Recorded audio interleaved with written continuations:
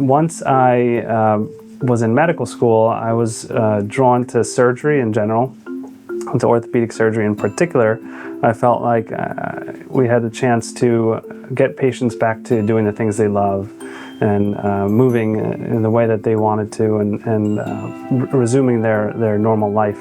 So that was my reason for becoming an orthopedic surgeon. New York is home for me, so it's a pleasure to be able to give back to the community here. I do hip and knee replacement surgeries most often.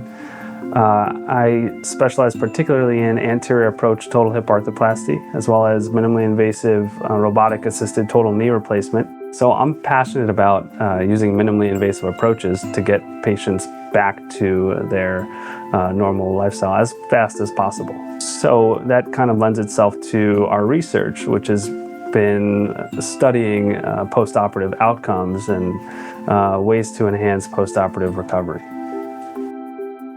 When I see patients in clinic, in general, they've had pain for a long time and stiffness or lack of mobility in the affected hip or knee.